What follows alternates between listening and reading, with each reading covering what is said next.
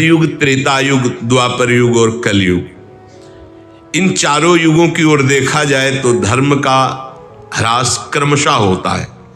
सतयुग में धर्म के चारों चरण रहते हैं, त्रेता युग में धर्म के 3 चरण रहते हैं, द्वापर युग में धर्म के 2 चरण रहते हैं और कलयुग में धर्म का 1 चरण रहता है। जब युग की मर्यादा से अधिक धर्म का ह्रास होता है, अभी नहीं है, पीछे के युगों से उनमें तो 3 चरण, 2 चरण, 4 चरण, वहां भी ऐसा पाया गया। तो इसके तो जब बहुत वाह भ्रष्टाचारा सब संसारा और धर्म सुने नहीं काना, कान से भी नहीं सुनाई देगा धर्म किसे कहते हैं। धीरे धीरे बढ़ रहा है, धीरे धीरे धीरे। अभी तो घुटनों के बल भी चलना नहीं आया कलयुग को। बच्चा है एकदम, 4,32,000 में भी 5-6 हजार। अभी तो आने दो, थोड़ा खड़े होने दो उसको अपने, और जब जवानी में आएगा ये भ्रष्टाचारा सब संसारा, धर्म सुने नहीं काना। धर्म की जब इस तरह से हानि होती, कहीं भी कोई नाम कीर्तन नहीं कर सकता होगा। जैसे आप वर्णाश्रम धर्म की व्याख्या नहीं कर सकते, अब आगे ये ऐसा आएगा कि आप राम कृष्ण नहीं बोल सकते, गीता भागवत आप उपदेश नहीं कर सकते, नहीं आएगा सब। जैसे 30-35 वर्ष पहले कोई कहता कि वर्णाश्रम धर्म की चर्चा नहीं कर सकते, तो कैसी बात करते हो, ये तो भगवान की बनाई हुई मर्यादा है। चातुर्वर्णम मया सृष्टा गुण कर्म विभागसा, नहीं कर सकते। क्यों? युग धर्म का प्रभाव, सबको राजी होना पड़ेगा, वैसे ही राजी होना पड़ेगा। अभी उच्च कोटि का, जैसे कह दे कि भगवान का अवतार, अब तो अधर्म फैल रहा है, नहीं हम खुला कीर्तन कर रहे हैं। अभी नाच नाच के पूरे वृंदावन में कीर्तन करो, कौन रोकने वाला है। आएगा समय, तदात्मानम सजाम्य हम, जब देखते हैं भगवान अब कहीं कोई, अभी तो भगवान के पार्षद ही इतने हैं कि भजन बल से मंगल कर रहे हैं, उपदेश से मंगल कर रहे हैं। भगवान के संत जन, एक से एक भगवान के प्रेमी महात्मा जन हैं। जब ऐसी बात रह जाएगी कि कोई भी धर्म की चर्चा करने के लिए, देखो बदलता चला जा रहा है। प्रारंभ में शास्त्र को सामने रख करके साक्षी करके बोला जाता था, वही जो शास्त्र में है। अपनी मनगढ़ंत एक भी बात नहीं बोल सकते आप, नहीं, अपराध माना जाता था कि सामने शास्त्र रखा, आप क्या बोल रहे हो। अगर कुछ बोल रहे हो तो आपकी तपस्या, आपके भजन का अनुभव हो और शास्त्र से प्रमाणित हो। अब उपदेश पे ये सिद्धांत नहीं लागू होता, जैसे चाहो वैसे। लोगों की भीड़ बढ़नी चाहिए, लोगों की तालियां बजनी चाहिए, ये सत्संग का फल नहीं है। ये क्या है?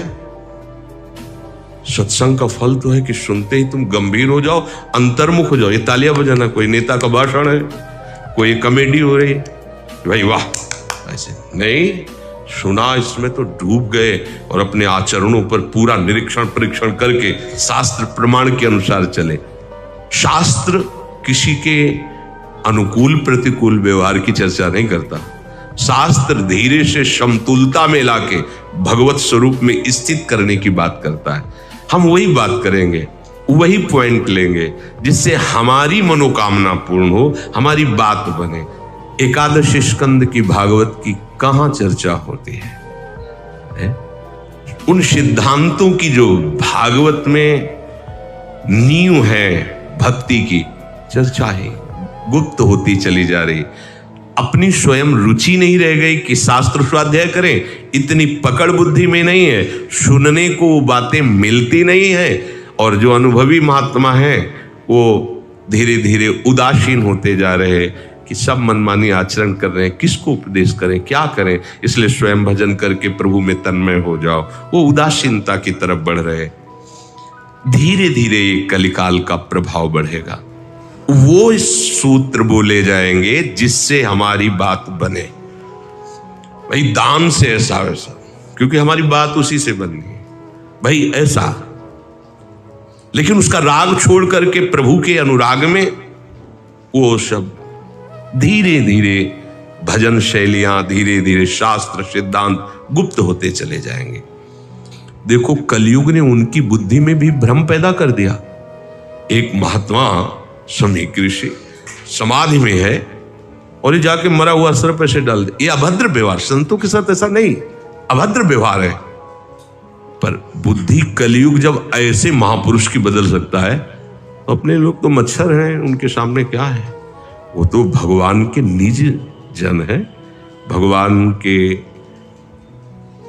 भांजे हुए अभिमन्यु जी, सुभद्रा पुत्र अभिमन्यु, अभिमन्यु पुत्र परीक्षित, बिल्कुल नजदीक भगवान की। और वैसे भी भगवान के महान भागवत पांडव वंश में प्रकट हुए, भगवान ने गर्भस्थ शिशु की रक्षा की, भगवान ने ही जीवन दान दिया।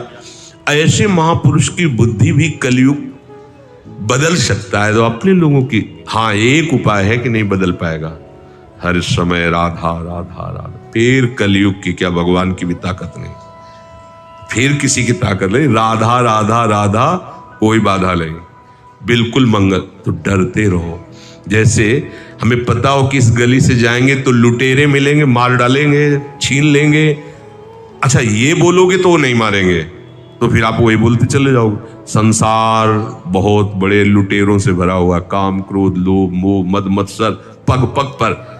अगर राधा राधा बोलोगे तो कोई बाधा नहीं रहेगी, बस इसे पकड़े रहना, उठते बैठते चलते फिरते राधा राधा राधा राधा। अगर भगवद स्मरण चल रहा है, यश स्मरण मात्रेण जन्म संसार बंधनात् विमुच्यते नमस्तस्मै विष्णुवे प्रभु विष्णुवे। भगवान का स्मरण चल रहा है तो कभी भी कोई भी हमें हमारे मार्ग से भ्रमित नहीं कर सकता।